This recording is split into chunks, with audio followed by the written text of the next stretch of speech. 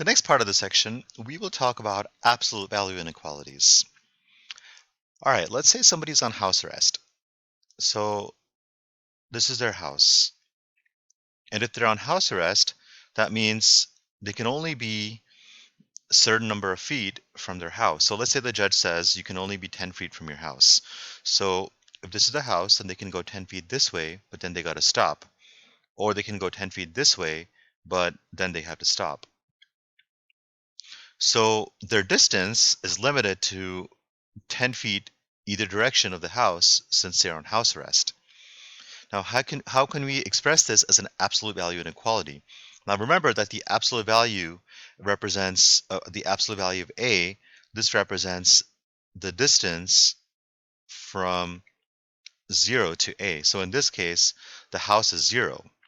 And the distance from 0 to A, it has to be less than 10. It can't be 11 because if you go to 11, then you violated your terms of your punishment or whatever it is. So you have to be less than 10 feet from the house this way, and then same thing over here. You got to be you can't be at negative 11 feet. So you can be at like negative 9 feet. You can be at negative 8 feet. So you can be more than negative 10 feet this way. We can write this as the following. We can say that the distance from 0, which is your house, to A, which is where you can be, has to be less than or equal to 10 feet. Because if you go more than 10 feet, either way, so you go to 11 feet or you go to negative 11 feet, if this was a number line, then you've gone too far. So your distance is restricted to 10 feet in either direction from your house. So in terms of absolute value, which is the distance from 0 to A, the distance from 0, which is your house, to you has to be less than or equal to 10. Now, how can we write this as an inequality? So here, your distance has to be less than or equal to 10 feet. Now, on the other hand, let's say that somebody has a restraining order against them. This person must be more than 300 feet from the person who filed a restraining order. What would that graph look like? So let's say that this person filed a restraining order. And they're saying that you cannot be within 300 feet of me. So we're going to call this 0. Your distance cannot be within 300 feet. So your distance can be 300 feet or greater this way. Or if you want to be on the other side of them, then your distance can be, so in this case, this would be negative 300. Your distance has to be more than negative 300 feet. So you can be at like negative 301, negative 302, negative 303, but you can't be here because that's within that 300 feet.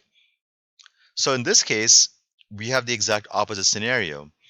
The distance from 0, which is given by the absolute value of A, so A is you. Your distance from 0 has to be greater than or equal to 300 feet. Or actually, you know what, in this case, it says more than, so it can't be equal to. You have to strictly be more than 300 feet away from the person who filed the restraining order. So in terms of an inequality, how would we write that? So in one case, you can say that your distance, so if this is you have to be more than 300 feet, or you can also be less than negative 300 feet. Like you can be negative 301, 302, etc., etc. So you can be here or there. So when your absolute value has an inequality of less than or equal to, your distance is restricted to 0. You can only be within 10 feet of 0. Therefore, we use the less than or equal to inequality. When we have this kind of a case where your distance is greater than 300, then this is going to be a union or an OR case. When it's a less than, it's going to be an AND case because your distance is restricted between negative 10 and 10. Here, you could either be more than 300 feet or less than negative 300 feet. Okay, so when your inequality is less than or equal to, then that's equivalent to an AND case. When your absolute value has an inequality of greater than, that is equivalent to an OR case. And here's a way that I remember. So this is less than, the inequality is less than. Take a look at the last two letters of than. It's an, and if you just add a little d to it, that becomes an and. So we know that for absolute value, less than or equal to becomes an and. Now, if the inequality is greater, I'm going to spell greater a little bit differently. So if the absolute value has an inequality of greater, greater sounds like or, so greater. So greater is going to be an or case. Now let's see some examples with this.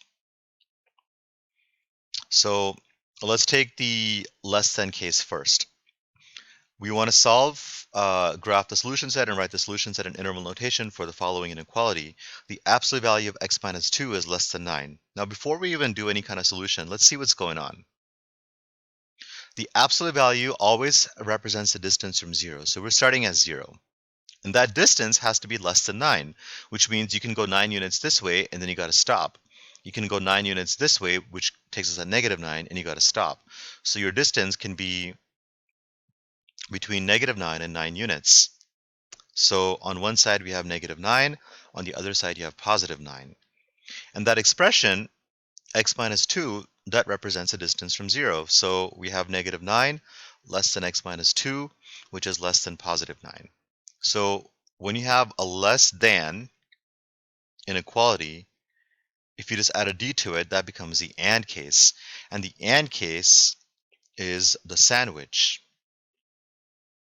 where the expression is sandwiched between -9 and 9.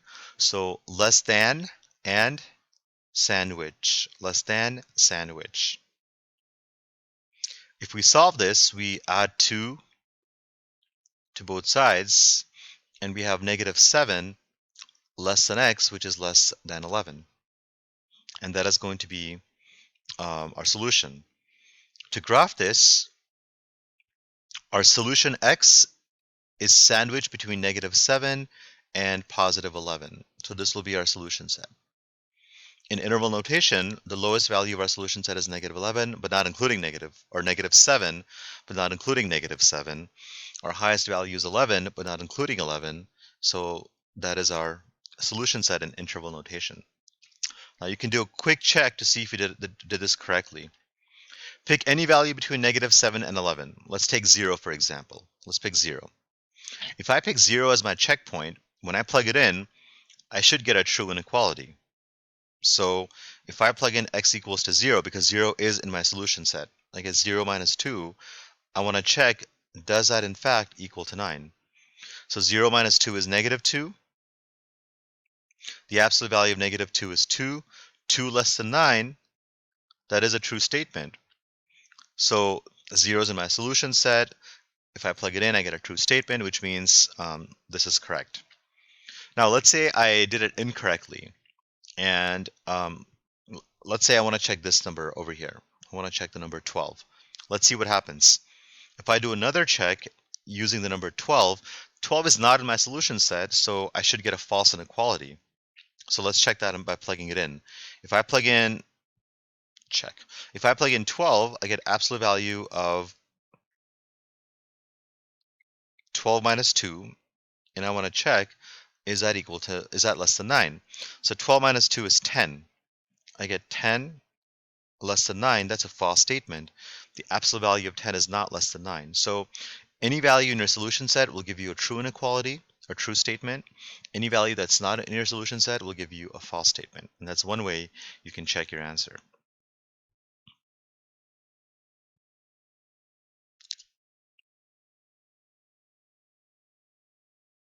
All right, let's go to the next one. We want to solve the absolute value of 2x minus 1 minus 4 is greater than or equal to 11. So first step, we need to isolate the absolute value. Okay, that's always step number 1. So we're going to add 4 to both sides, which means we're going to have the absolute value of 2x minus 1 is greater than or equal to 15. Now, when the absolute value has a greater inequality, we are going to get the OR case. But before we even do that, let's think about what's happening. Absolute value represents distance from 0, which has to be greater than or equal to 15. So if this is 0, the distance from 0 has to be greater than or equal to 15. So it can be equal to 15, but greater than means it can be like 16, 17, 18, 19, 20, etc., etc. So it has to go this way. Or the distance from 0 can be less than or equal to negative 15, because all these numbers here, like negative 16, negative 17, these are all more than 15 units away from 0. So the distance has to be more than 15 units in each direction. Could be over here, could be over there. So that's given by less than negative 15 or greater than positive 15. Okay, now this distance is represented by 2x minus 1, that expression. So we're going to set up our two inequalities. 2x minus 1 is less than or equal to negative 15, or 2x minus 1 is greater than or equal to 15, because the distance has to be greater than 15. So it could be more than 15 this way, or less than or equal to negative 15 that way. Let's solve these both. So in each case, we would add 1. So on this left inequality, I get 2x less than or equal to negative 14. I divide by 2. I get x less than or equal to negative 7. I do have to bring the word or down each time. So if I add 1, I get 2x greater than or equal to 16. And if I divide both sides by 2, this is greater than or equal to 16.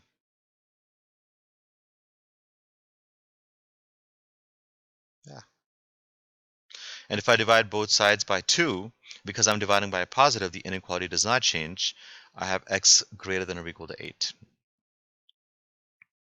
So our solution set, it's the set of all numbers that are less than or equal to negative 7, or that are greater than positive 8, or greater than or equal to positive 8. So let's go ahead and graph that. We got less than or equal to negative 7. So less than, we're going to approach negative infinity, or greater than or equal to positive 8, which is going to be 8 approaching infinity. In interval notation, I'm going to write this as following. I have negative infinity, comma negative 7, union 8, comma infinity. Our solution set can be any number from negative infinity to negative 7, or from positive 8 to infinity. And that is my answer. Now in class, we will check this. We will check this in class. And this next example, we will also do in class.